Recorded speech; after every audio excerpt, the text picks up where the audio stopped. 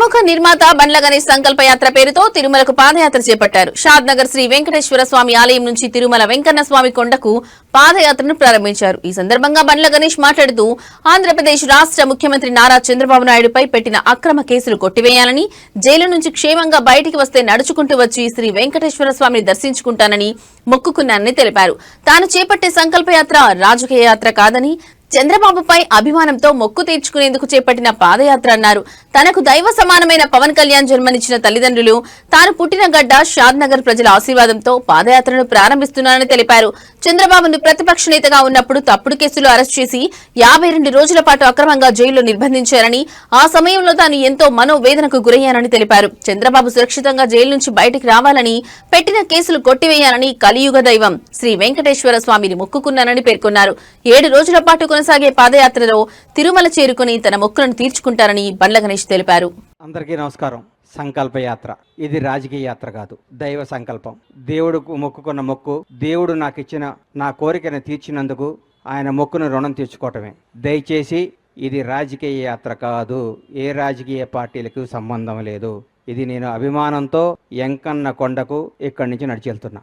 ముఖ్యంగా నాకు జన్మనిచ్చిన నా తల్లిదండ్రులకు, నాకు బతుకునిచ్చిన నా షాద్ నగర్ గడ్డకు, 4.5 దశాబ్దాల కిందట ఈ ఊర్లో అడుగుపెట్టాం.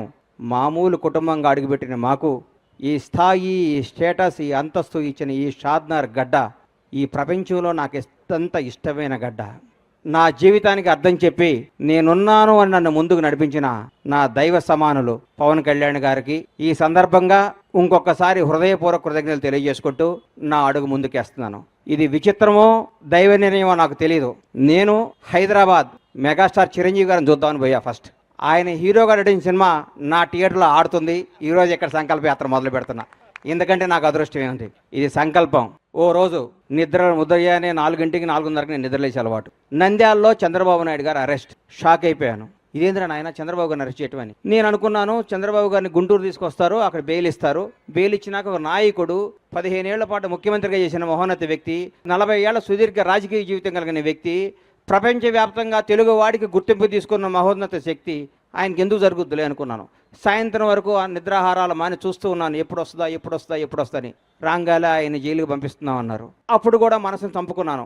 రాజమండ్రి జైల్లోకి వెళ్ళే లోపు డెఫినెట్గా సార్కి బెయిల్ వస్తుంది, ఏం కాదు ఇది కూడా ఆయనకి కూడా తెలుగు ప్రజలకు తెలుస్తుందిలే, ఇది నిజమేంటో అబద్ధమేంటో అనుకుంటూ ఉండగానే లోపలికి వెళ్ళారు.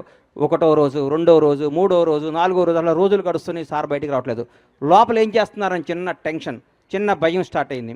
ప్రతిరోజు ప్రతి క్షణం ఈయన ఎప్పుడు బయటకు వస్తారా అంటూ ఉండేవాళ్ళు. ప్రతిరోజు నేను అందరితో మాట్లాడుతూ ఉంటే నేను ప్రతిరోజు వాయిదా ఉన్నప్పుడల్లా సుప్రీంకోర్టుకి వెళ్ళటం జరిగేది. ఎందుకు? అందరికంటే ఆ తీపి వార్త, ఆ మంచి వార్త, సార్కి బెయిల్ వచ్చింది అన్న మాట నేనే వినాలి ఫస్ట్ అన్న స్వార్థంతో ప్రతిరోజు ఢిల్లీ వెళ్ళి కూర్చుంటూ ఉండేవాడిని.